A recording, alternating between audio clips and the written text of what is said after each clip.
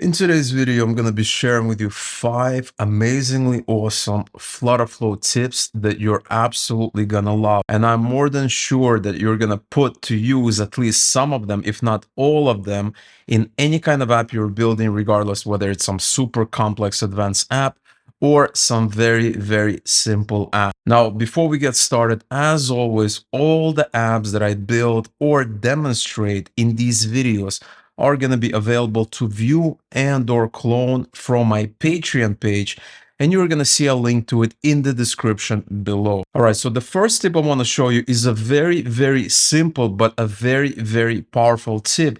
And this is the tip where you can create a progress bar to show the users what's happening with the app. So if you take a look at this page here, we have a loading indicator, and then we have a progress bar that's showing a visual indicator that something is happening. So now it has finished, the action is complete, and now we can show the user what's been happening. Now, there are a couple of variations to this progress bar.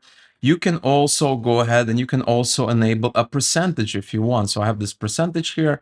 Let me show you that real quick. And now we have a percentage indicator that's updating dynamically in order to show the user what's happening, okay? So how can you implement this functionality? Well, it's actually very, very simple. Now, the first thing that you need to do is you need to implement a couple of app state variables. Specifically, you need these two. You need a variable to hold the progress, which is going to hold the actual things that's happening, right? Whether it's dots or anything else that you want to show on the screen. And then you want to also store the variable that starts with. Okay, so we have a start here. And initially, this is going to start at 0. But as the app is doing something, it's going to keep updating it and calculate the progress this way. So once you have these variables here, you can go back to your app. And what you want to do is you want to implement a global action. And this is an action that's going to start right at the top of the page. And if you open this, you're going to see that this action is started when the page is loaded. And over here, we're going to start a periodic action. And this is the type of action that's going to repeat everything inside this gray box until some condition is met and it can start. So specifically, the first thing we're doing is we're checking if one of these state variables is greater or equal than some amount. So remember, we started at 0 and we need to see if it's greater or equal to 10. Obviously, on the first try, it's not going to be anywhere near 10. This is going to be false. So we're going to update app state. And this is our visual indicator. And what we're going to be doing is we're going to be adding a dot to it. Okay, so we're going to take that visual indicator, take that saved variable, add a dot, and save it back. And so essentially the result is that you're going to be seeing ever more dots, right? It's going to be more and more dots with each iteration. So with each iteration, there's going to be another dot add. Next, we're going to update our main variable. So in this case, we're going to increment it by 1, this main variable here. And that's it. Okay, and then it's going to go back and it's going to repeat again. And then the next iteration, start is going to be 1. It's still not greater than or equal to 0. And so this is going to repeat until it gets to 10, which is equal to 10. And in that case, we're going to show a snack bar that says done. And we're going to stop this periodic action here. So this is very, very powerful. And remember, inside of it here, right, I'm only checking a condition, but you can do all kinds of things. You can execute an API call and look at the result from that API call. So in that case, you're going to come here, you're going to add another action. And if you're executing something like an API call, you're obviously not going to be checking this value here. You're going to be checking if the API call is giving you a specific value. If not, you're simply going to repeat this over and over again. So a very, very flexible flow, really, really nice for situations where you're doing something and you're not sure when it's going to be done, but you want to let the user know that we are working on their request. Very, very useful. Now, the next tip I want to show you is a really, really cool feature that lets the user know that there's a new version of their app. So if you come over here, you see we have a new app and it's telling us new version is out. Do you want to upgrade? And so we have this really nice effect here, this sliding drawer from the bottom. And so the idea is here that when the users are using our apps, if we have a new version of the app that we developed, we can let all of those apps know that there's a new version available, and there's going to be this dialog box that's going to pop out, this kind of drawer from the bottom, and the user can press yes, and we're going to redirect them to download the new version. They can press no, doesn't really matter. And the way we're going to be implementing this is we're going to be using a very underrated feature of Firebase called remote config. So here I am in my Firebase console, and if I click on remote config, I see that I have a variable here called latest version, and right now it's set to 2, which is the next version beyond the version that was shipped with the app. And how do I know that? Well, I can go back to my app, I can go to app state, and I have 2 variables here. I have current version and update closed, and the current version, as you can see, is 1. And this is the version that's going to ship to our users. So if they're using our app, they're using version 1.0. And the next variable here is update closed. And this is a variable that tracks whether the user has seen that dialog box and whether we need to show it to them again. And so by default is false, as you can see. But in our workflow, once we display that dialog box, we're going to set it to true, which means the user has seen it before.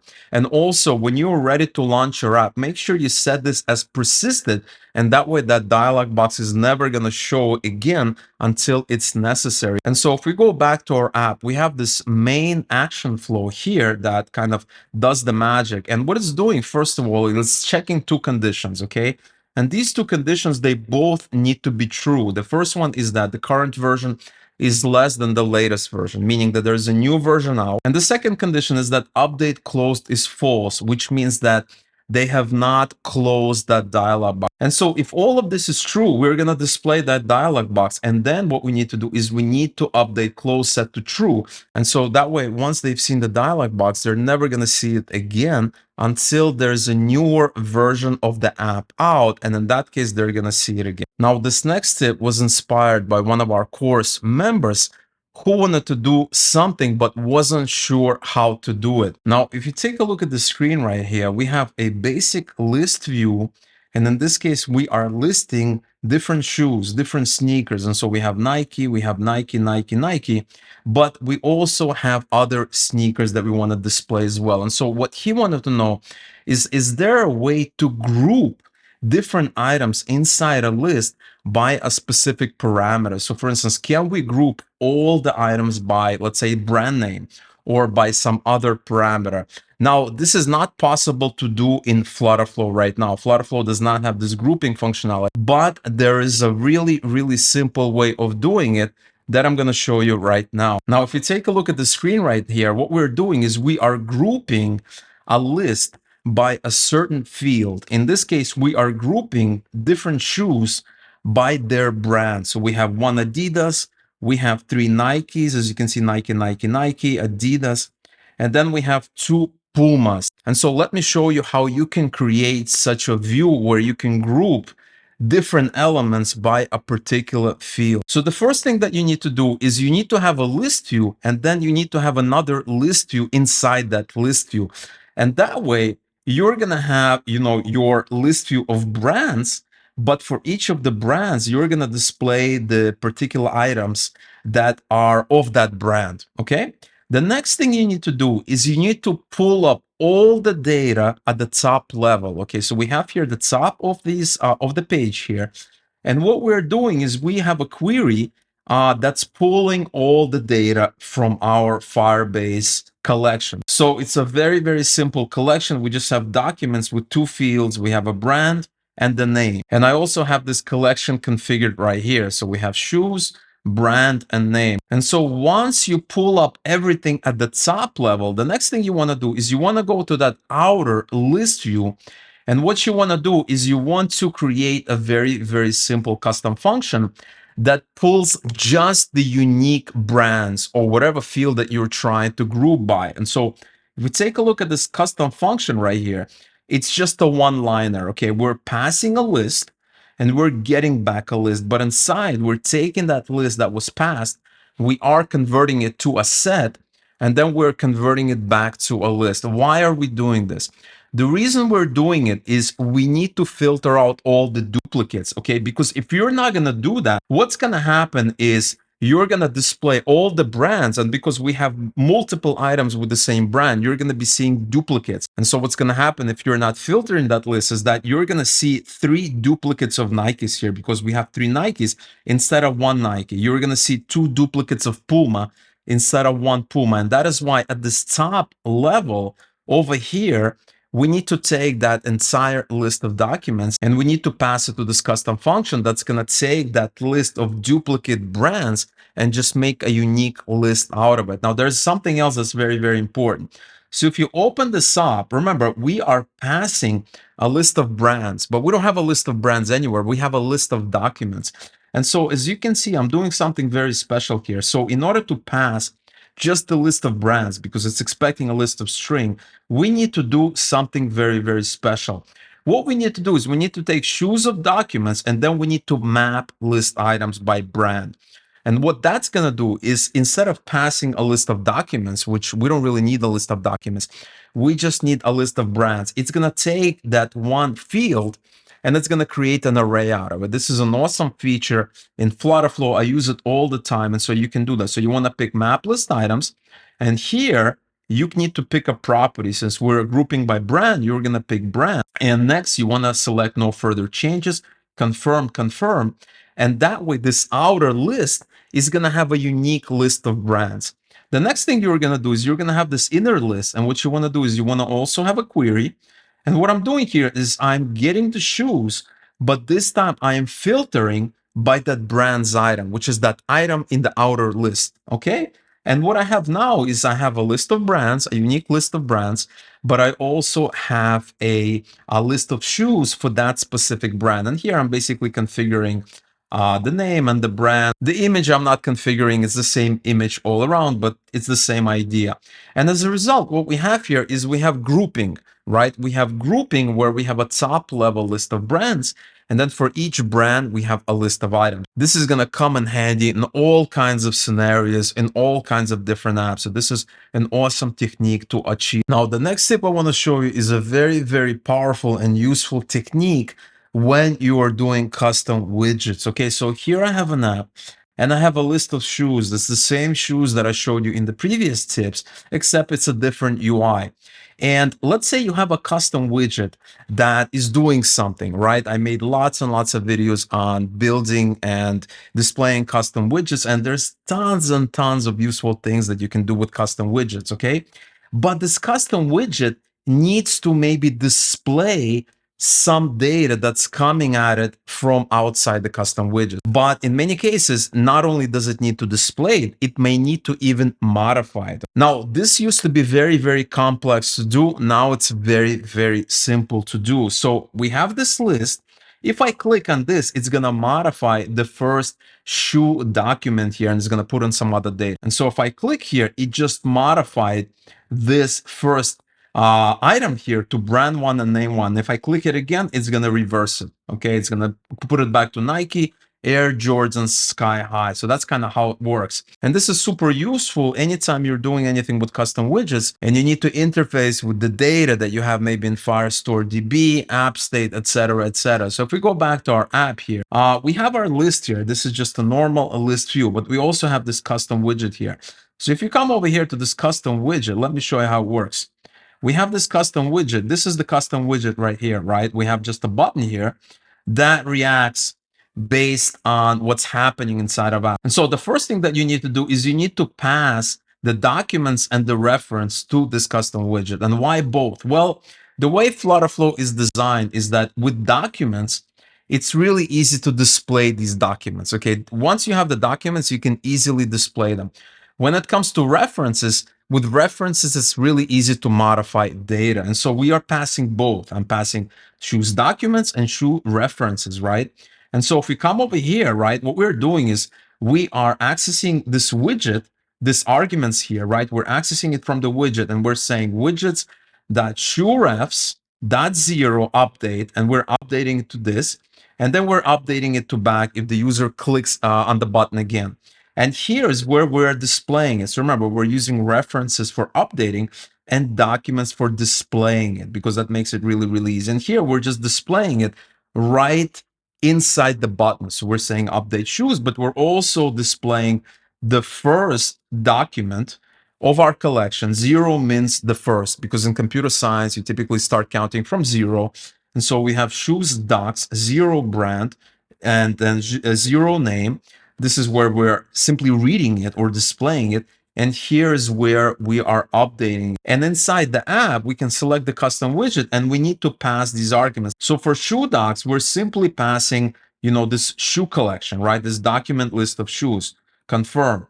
But for references, we're doing the same thing. We're passing shoes, but in this case, we need to map to just the reference, right? The same technique that I talked about in the previous tip comes in super handy here as well. Confirm, confirm. And now our custom widget has this data that's available as part of our FlutterFlow app. But not only that, it can read it and it can update it as well. So super, super powerful tip if you're building a FlutterFlow app and you are building custom widgets, or you're using some third-party custom widgets that have been built already. This is absolutely indispensable. Now, in this tip, I'm going to show you how you can do something that you didn't think was possible to do before in FlutterFlow. Now, if you take a look at the screen, you can see that we are using a grid view to display data. Now, grid views are awesome, but there's one big problem with grid views that I can think of, and is that it's not dynamic. You cannot dynamically change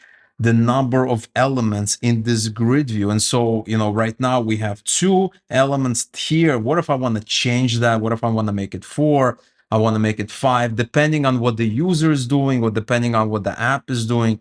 I cannot do it dynamically. I cannot do it after the app has started to execute. But what if I told you there is a way of doing it very, very nicely and elegantly? So if you take a look at this app, we have this slider, and if I slide it, we are changing it. So remember, it was like 2 here. Well, guess what? We can make it 3. We can also make it 4, and we can also make it 5 if we want. We can keep going. We can make it in different configurations, and we can do all of that dynamically while the app is running. So how can you do it? Well, let me show you how you can do it. So if you go back to the app and we click on this grid view here, as you can see, this cross-axis count, it's not adjustable, right? There's some things that are adjustable, right? So for instance, I can change, for instance, I can go to text and I can adjust it. I can make it runtime. But this property is not adjustable, right? It's not adjustable in any of the grid views. Well, the way you make it adjustable during runtime is that you need to create multiple grid views, and each grid view is going to have a different parameter. And then during runtime, you're going to dynamically show the right layout, the right kind of grid view that the user has chosen to view. And so as you can see, we have a bunch of grid views here. They're all inside of a stack. And if we go to one of these grid views, we can see it's conditional visibilities. What we're saying is if grid size is 2, show this grid view. If grid size is 3, show this grid view, but not, don't show the other grid view, right? Same thing for this. Grid size is 4. Now, what is grid size? If we go back to app state, we have grid size. Now, the default is 2, which means when the grid view starts running, it's going to have 2 columns, okay? We can adjust that using a slider in this case. You can adjust it any way that you want. I thought using a slider would be really, really cool. And what we have here is a slider. And if we come over here, we have initial values 2, minimum is 2, maximum is 5, step size is 1. And then what happens here is we have an action, right? If we open it up, you see it's unselected, okay? So if they're changing some of the things there, we're going to be updating app state, okay? And so what we're doing is we're setting this grid size. I'm also using a code expression here. And the reason I'm doing that is because a slider outputs a double value, and we need an integer. So I have a quick code expression that takes the value from the slider, in this case, var1. As you can see, it's the slider right here. And we're just converting it to integer using this toInt function. And then what we're doing is we are updating app state. And once app state is updated, as you can see right here, we are rebuilding the current page. And that is why you're going to be seeing a different grid view depending on the values in the app state. So if you go back over here, we update it, update it, update it. And that's how you create a nice flow where we are creating dynamic views and dynamic pages with a specific component that did not allow you to be updated in a dynamic fashion. Now, if you are building apps and you're looking at some of these tips and you're like, well, I can use tip number 1, or I can use tip number 3, or I can use all of them. These are amazing tips. I can put them to good use. Or maybe I want to see how you did it and I want to save these ideas for later. I want to put them in my back pocket because I don't know when I'm going to be building an app that might need some of this functionality, some of the things that you're doing here. Well, the only thing that's left for you to do is you need to get this app, you need to view it, you need to clone it, you need to put it in your back pocket. Or maybe you can implement some of the tips I have here right now, right this minute. And you can do that when you join our amazing Patreon community. Because when you join our amazing Patreon community, not only will you have access to this app, not only will you be able to view and or clone this app, but you'll be able to do all that with all the apps that I published on this channel in FlutterFlow, as well as with some of the other app builders. But not only that, you also get access to extra content, such as live streams, Q&As, behind the scenes content, as well as our supporter exclusive, Patreon exclusive masterclass series, where I do a deep dive on a specific topic that the community votes on. In fact, I'm going to be doing another masterclass probably later this month, and we're going to have voting. We're going to ask what the community wants to see discussed. What kind of topics does the community want to see a deep dive on? And so we're going to have an amazing masterclass soon, and you will have access to it when you become part of our incredible Patreon community. And above all that, when you join our amazing Patreon community, you're going to be supporting this channel and supporting my work. And that is greatly appreciated. So if that is something that you might be interested in, check out the link in the description and consider becoming a member. Now, if you guys enjoyed these FlutterFlow tips, check out the video that you're seeing in the corner of your screen. There are some more amazing tips for you to check out.